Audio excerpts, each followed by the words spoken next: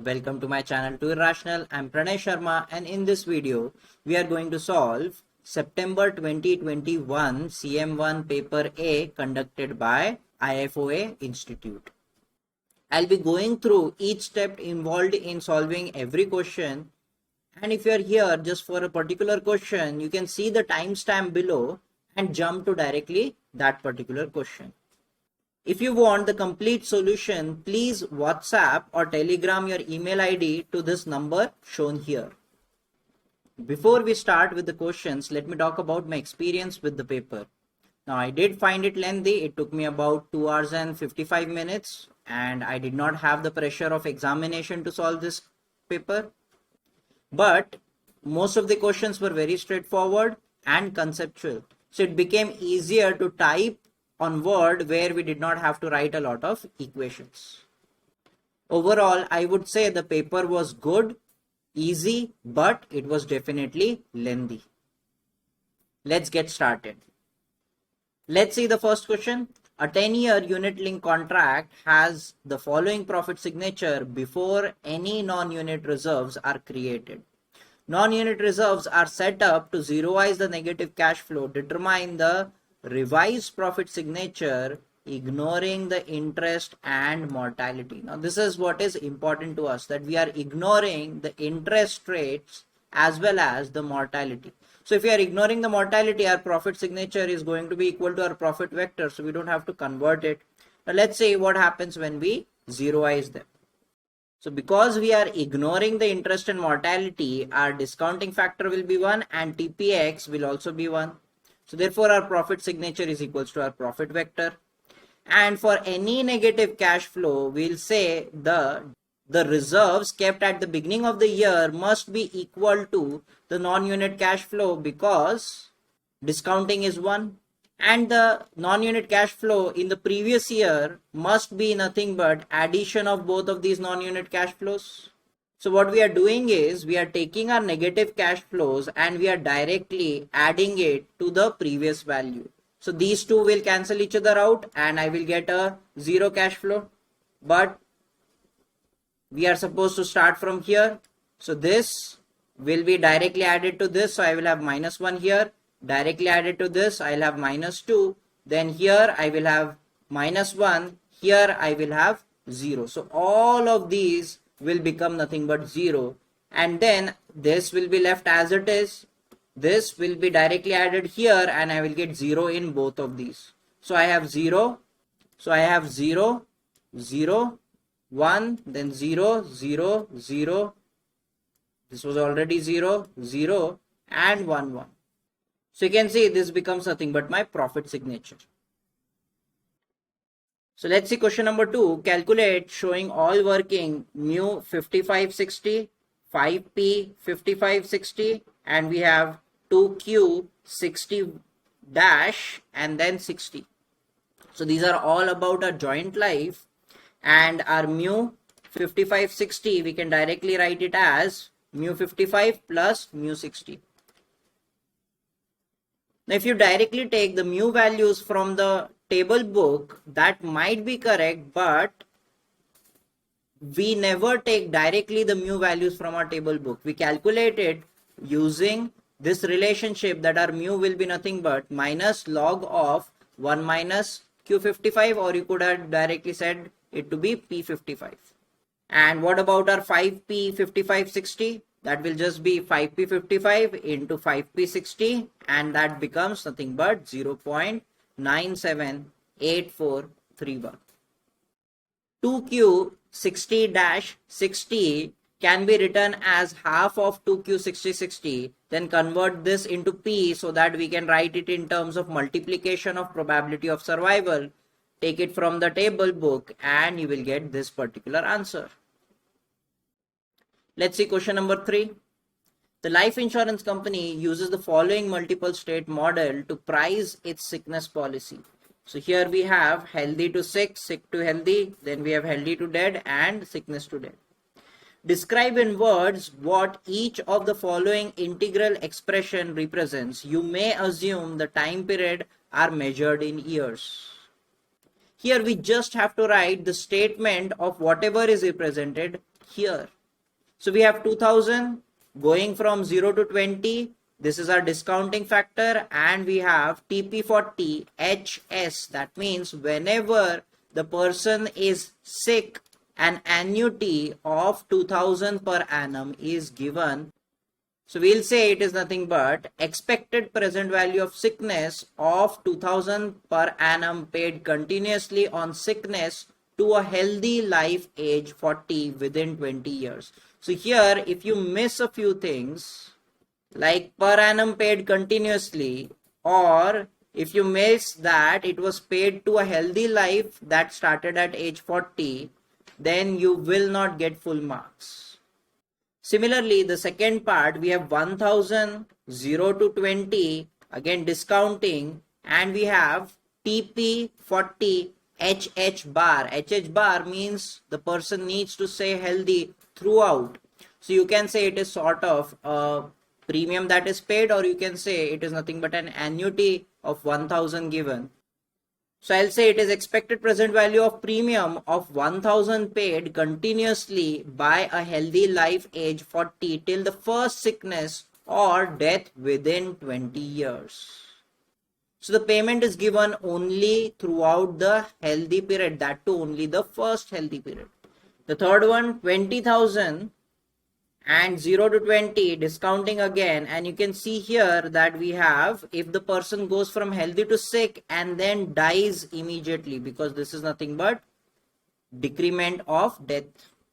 So it is nothing but a death benefit. So expected present value of death benefit of 20,000 paid to a healthy life age 40 immediately. Again, if you miss this immediately, some marks will be cut, or maybe no marks would be given. Immediately on death, if the death occurs from sickness. Of course, this is the most important part, but if you forget to write immediately or that the person was healthy at age 40, that would deduct, they would deduct definitely 1 mark for it.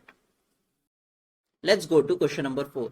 A company has agreed to build and operate a ferry service for a regional government. The company will invest 10 million at the outset and a further 8 million after 1 year. The ferry will then come into operation and the company will receive payment at the end of each year. The first payment occurs at the end of the second year of project. Let's see question number 4. Now here the question is about finding net present value of the project at the rate of 6% per annum. So let's see the expenses. So they say the company has agreed to build and operate a ferry service for a regional government. The company will invest 10 million at the outset and a further 8 million after 1 year. Let's make the present value of expenses first. So we say calculations are in millions. So we will have present value of expenses as 10 plus 8V. That gives us 17.54 at 6% rate of interest. Let's see the income. The ferry will then come into operation and the company will receive the payment at the end of each year. The first payment occurs at the end of the second year of the project. The amount of the payment at the end of the second year will be 4 million, increasing by 0.5 million each of the subsequent year until the annual payment is 7 million, after which the payment will reduce by 1 million each year. When the payments have reduced to 0, the company's involvement in the project will end. Let's make a timeline to understand these cash flows. So our payment will be starting at time 2 with 4 and increasing by 0.4 each year till we go up to 7, and then it starts decreasing by 1 each year till it is 0. Now here if we take everything in arrears, we will say this is our first annuity and the second annuity would be this. Both have taken 7 years of annuity so that it's easier for us to calculate. So we'll have discounting for 1 year and then 4 minus 0.5 annuity going for 7 years plus 0.5 increasing annuity for 7 years. And for the second annuity, we are starting with 7 because we'll have 6 plus 1. Discounting for 7 years, and then decreasing annuity by 1 each year for those 7 years. So I've shown all my calculations, and that gives me our net present value as 22.8 million. Let's see our question number 5. An equity is expected to pay its first dividend in exactly 2 years' time. It is assumed that the dividend will be 0.2 per share. Subsequent annual dividends are assumed to grow at 6% per annum compound for the following 10 years. Now see, whenever they say following 10 years, that means first we will have 0.2 and then 10 years of increase. Here a lot of people make mistake. They include the 0.2 and then make it 10 years. So you will have only 9 years of increase. So make sure that you have 10 years of increase. Okay, so in total you will have 11 payments. And at 3% per annum compound in perpetuity thereafter. Calculate showing all workings the price of the share to the nearest 0.01. That would give an effective rate of returns of 7% per annum. So here I have made the equation 0.2 discounting for 2 years, assuming everything will be now in advance. So therefore 1 and then increase of 6% and so on. This goes on till 10 years. So in total I have 11 values here. Then after those years I will have 0.2 increase of 10 years, and 2 years have gone here, 11 years have gone here. So therefore in total I have 13 years. Then increase of 3% going from our first value to perpetuity. Using geometric progression, I will get a simple equation like this, and the value comes out to be 5.93. For question number 6, we have a bond is issued at time 0 at the price of 107.6 per 100 nominal. The bond pays a coupon of 6% per annum annually in arrears and will be redeemed at par in 3 years' time. A 2-year par yield at time 0 is 6.5% per annum. When we say 2-year par yield means what? It is a bond that has price as well as the redemption value exactly same. So therefore the yield becomes nothing but our coupon rate. So 6.5% is nothing but our coupon rate, where price is 100 as well as the redemption value is 100. The 1-year forward rate of the interest at time T1 is given as 4.5% per annum effective. That means F11 is given.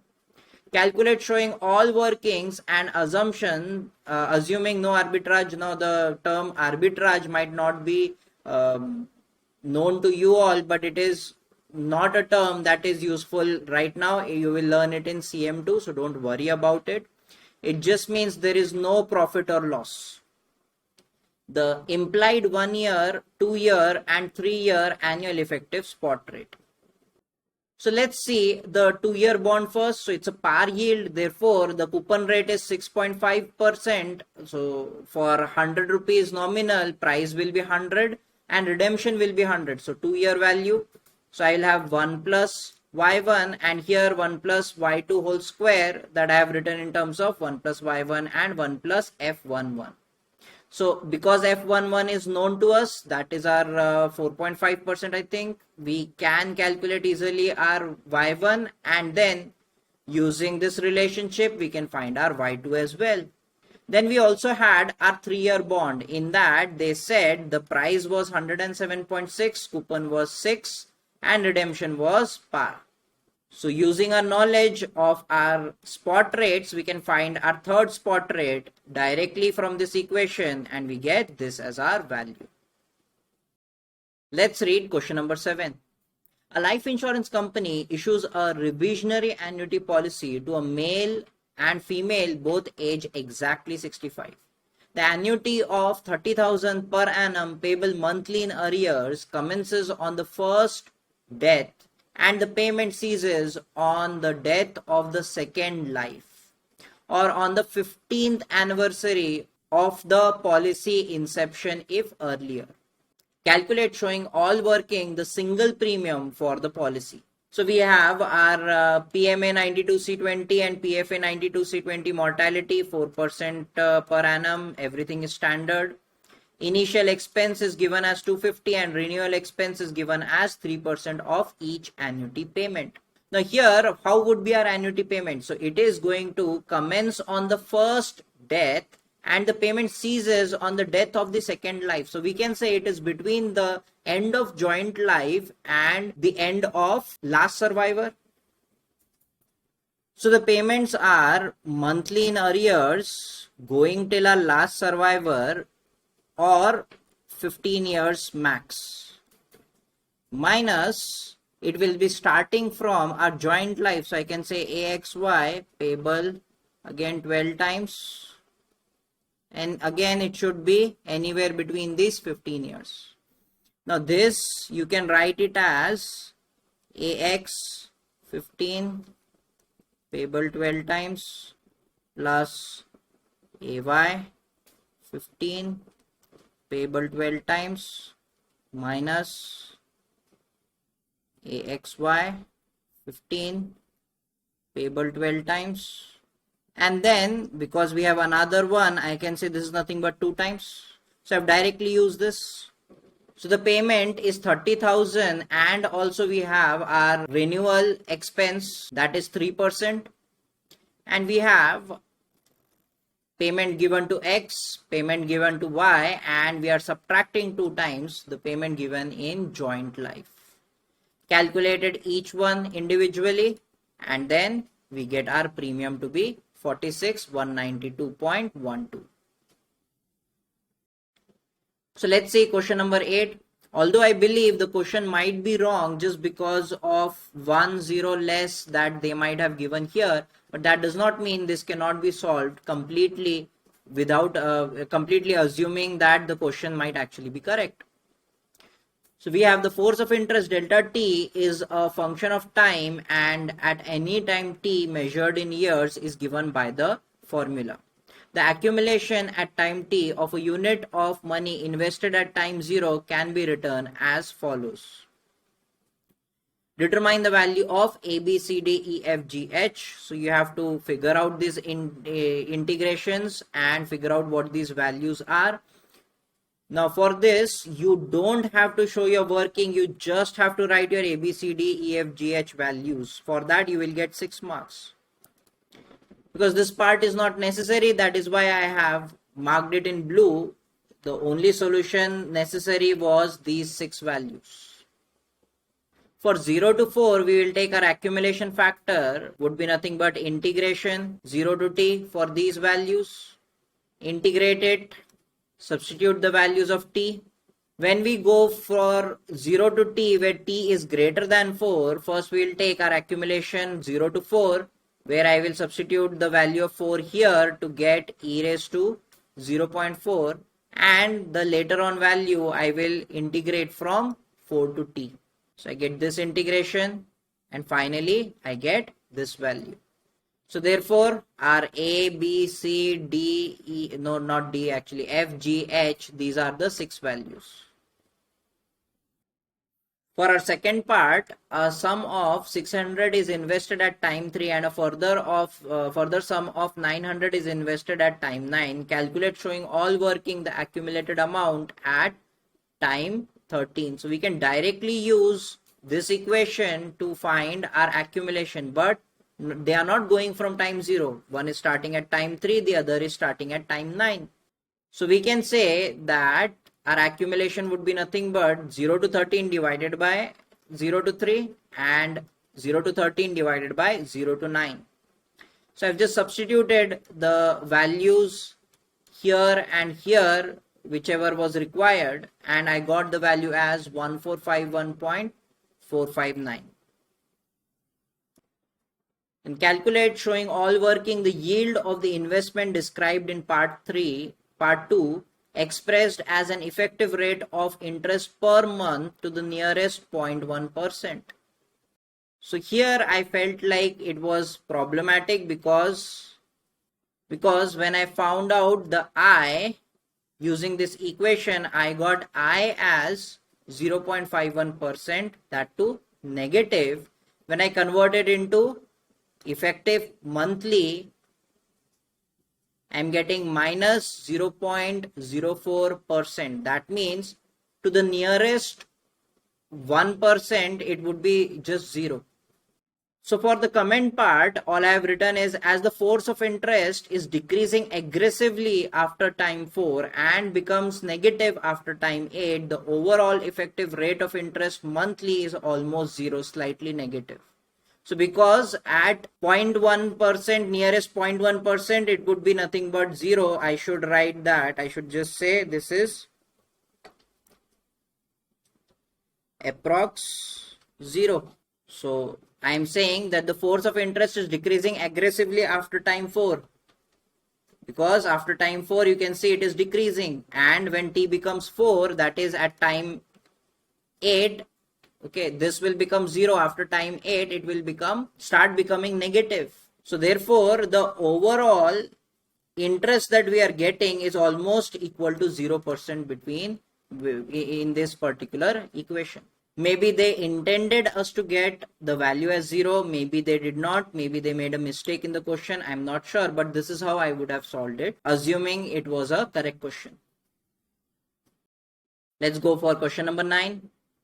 A life insurance company issues 30-year pure endowment assurance policy to a group of lives aged exactly 30. Each policy provides a sum assured of 50,000 payable on survival to the end of the term. Premiums on the policy are payable annually in advance for 30 years or until earlier death. There were 2 deaths during the 25th policy year, and the number of policies in force at the end of that year was 315. There were no exits other than death during the year. Calculate showing all working the mortality profit or loss arising in the 25th policy year.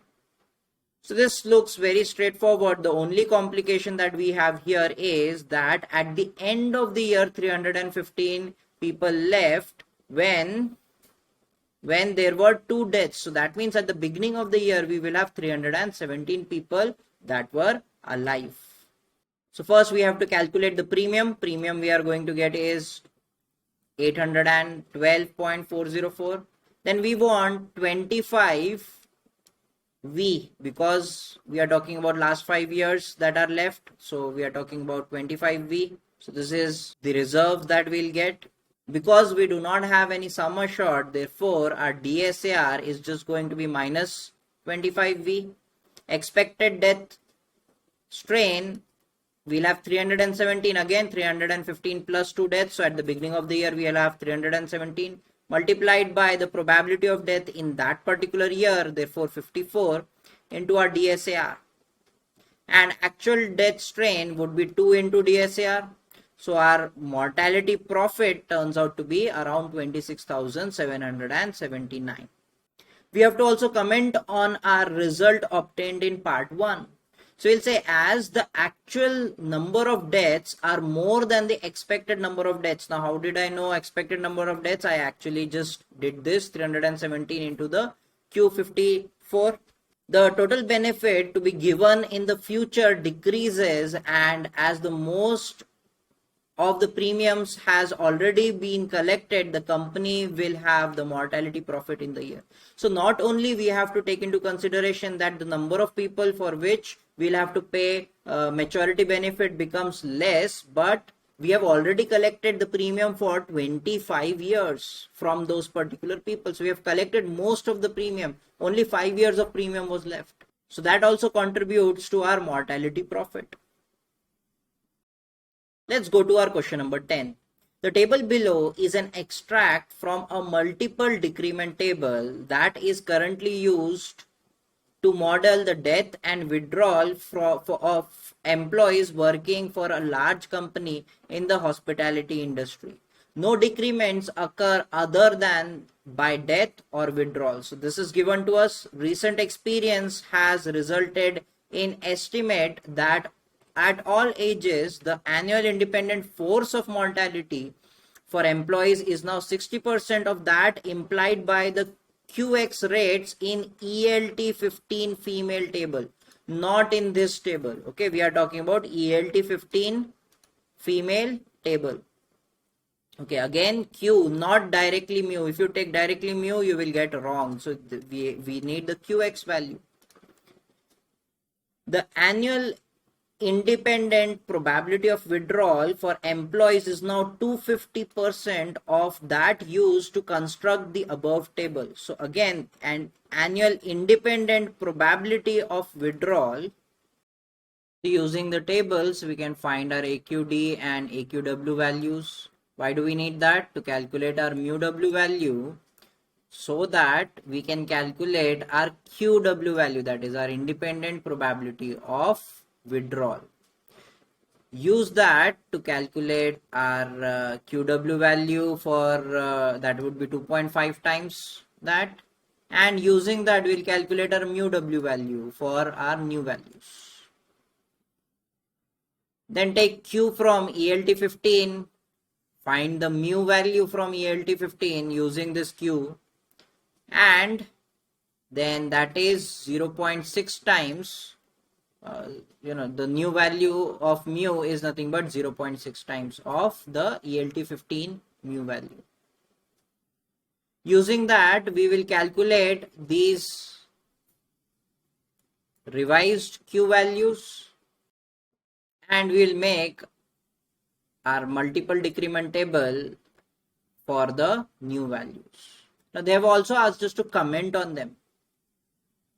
So we say the number of deaths has reduced by more than 6 times, about 6 times, or actually more than 6 times the deaths have been reduced.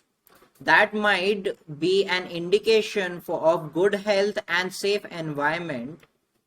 But you will also see that the number of withdrawal has increased. So the number of withdrawal has more than doubled. That might indicate employees are not happy with the company.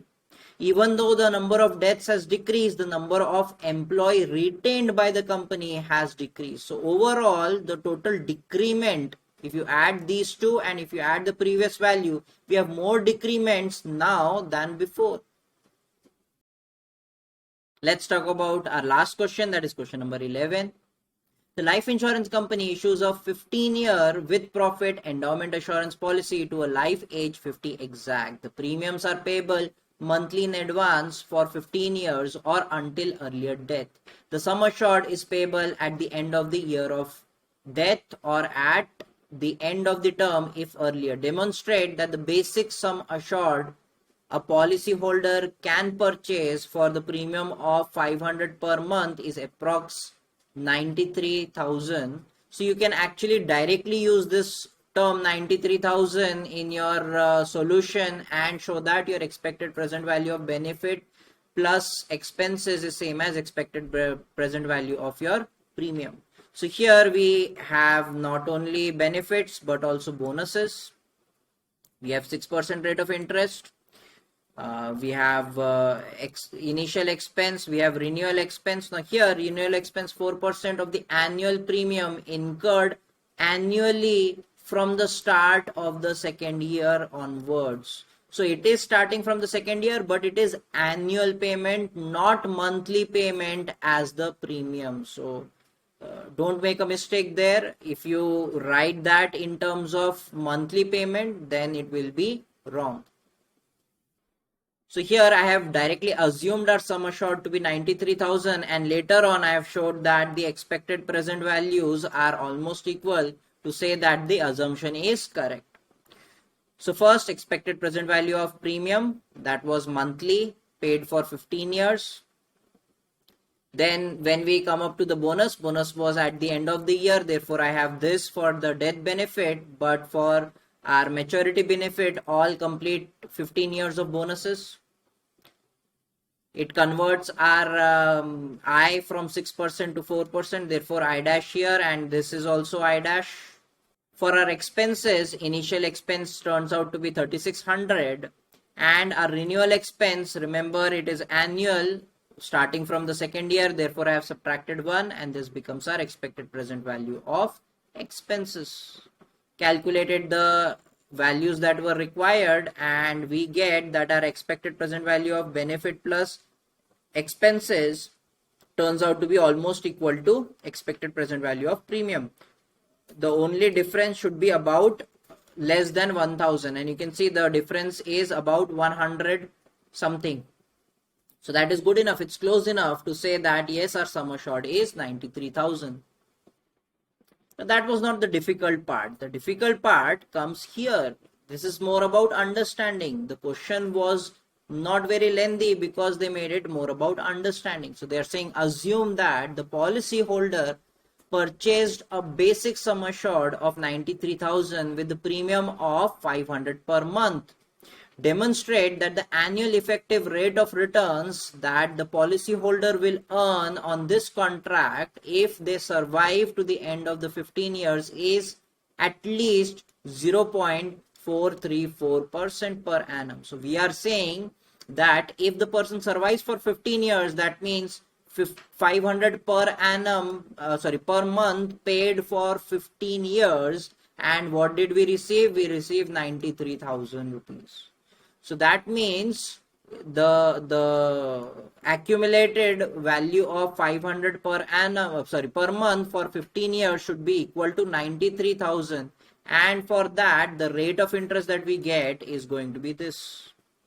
Simply I have explained that here, if the policyholder survives for 15 years, the premium is paid for 15 years and the sum assured of 93,000 is paid at time 15. Assuming that we have not got any bonuses, what do we get? We get 93,000 will be nothing but the accumulated value, and therefore we get our I as 0.434%. You can calculate that, you will get I as 4.43%.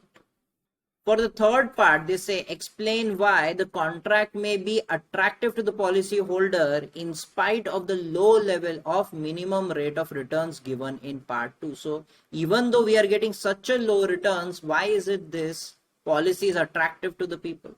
The only thing is that we have not taken into consideration the revisionary bonus, and even at such a low rate, the bonus will increase a lot. So we'll show that. So we'll say the 15-year bonus attached to the sum assured will make the policy attractive. The sum assured, the assumed bonus by the company for the 15 years is 30,000. So I've just calculated the actual bonus if we take it in terms of that 1.91 whatever rate of interest that was. So I've calculated it for that particular value. That gives the return of 4.1%. So just bonus at that 1.9% gives us a return of 4%. So from 0.4% we go up to 4%. And if the bonus earned is more than the assumed bonus, the return will be higher. So that is why it is attractive. They're saying during each of the first 5 years of the contract, the office declared compound revisionary bonus of 5%. So you can see we have much higher bonus here than actually expected. Calculate showing all working the prospective gross premium reserve at the end of the 5th year of the contract using the basis given in part 1. So we should first calculate the sum assured plus bonus. So 5% of bonus given for 5 years, we get this much value. Later on, we'll give bonus of 1.9231%. So therefore, rest of the values are same. We are talking about 5 years. We will not have initial expense, but we will definitely have the renewal expenses. So this is our renewal expense. And we will have 10 years of premium left. Calculating all values, we'll get the reserve as 38,536. So as we could see, most of our questions were very straightforward. There were no twists, but there were a little bit conceptual questions. So in the next video, I'll be solving CM1 paper B in the similar manner. So do like, share and subscribe, and I'll see you in the next one.